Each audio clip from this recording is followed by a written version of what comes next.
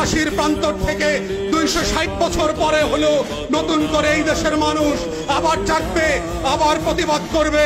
যদি মনে করে থাকেন পুলিশের গাড়ি দিয়ে, ভেহিকেল দিয়ে, কানন দিয়ে, র্যাবের গুম খুনের ইতিহাস জমা করে, বিডিআর দিয়ে, সেনাবাহিনী দিয়ে বাংলাদেশের 20 কোটি মানুষের স্বাধীনতার সম্ভাবনা আকাঙ্ক্ষাকে হত্যা করবেন, বোকার স্বর্গে বাস করছেন, বাংলাদেশের মানুষকে চেনেন নাই।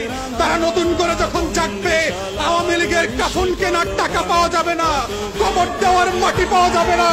সেই দিন আসতেছে, সেই দিনের প্রস্তুতি নেন। ফেরাউনদের লাশ কোন নদী থেকে ডুবুরিকে দিয়ে উঠানো হয় নাই। এই ফেরাউনদের লাশও বাংলাদেশের মানুষ ডুবুরি দিয়ে উঠাবে না, কোন হুজুর জানাজা পড়বে না, কোন কবর এই লাশ নেবে না। সেই দিনের অপেক্ষায় বাংলাদেশের 20 কোটি মানুষ। আমরা বারবার বলছি, আইয়ুব খানের রাজতন্ত্র আমরা মানি নাই, ইয়াহিয়া খানের রাজতন্ত্র আমরা মানি নাই, শেখ পরিবারের রাজতন্ত্র মানি না, মানছি না এবং মানব না। ছেলে মেয়েরা যখন ভোটার বিরুদ্ধে পাবলিক বিশ্ববিদ্যালয়গুলোতে আন্দোলন করছে, তখন আজকে মাত্র আমরা দেখলাম বরিশালে, কুমিল্লাতে, চট্টগ্রামে, ইভেন শাহবাগে আজকে পুলিশের সাজোয়া গান দিয়ে আমার দেশের তরুণ তরুণী শিক্ষার্থীদের উপরে গুলিবর্ষণ করা হচ্ছে, লাঠিচার্জ করা হচ্ছে। এটা পাঞ্জাবের আমল না, পাকিস্তানিদের হাতে আমরা বন্দীরা।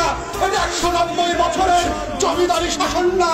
যদি কেউ মনে করে থাকে বাংলাদেশে এখনো জমিদারের শাসন চলছে, ব্রিটিশ বেনিয়ারা বাংলাদেশ দখল করে রেখেছে, আমরা প্রত্যাখ্যান করছি এবং বলে রাখছি, বাংলাদেশে গণতন্ত্রের যে লড়াই হয়েছে, সেই রক্ত দিয়ে মুক্তিযোদ্ধারা বাংলাদেশ স্বাধীন করেছে, সেই বাংলাদেশ আমরা ফেরত আনবই আনবো। কোটা থাকবে না, ইদার শেখ পরিবার, হাসিনা থাকবে, না হয় বাংলাদেশের 20 কোটি মানুষ থাকবে।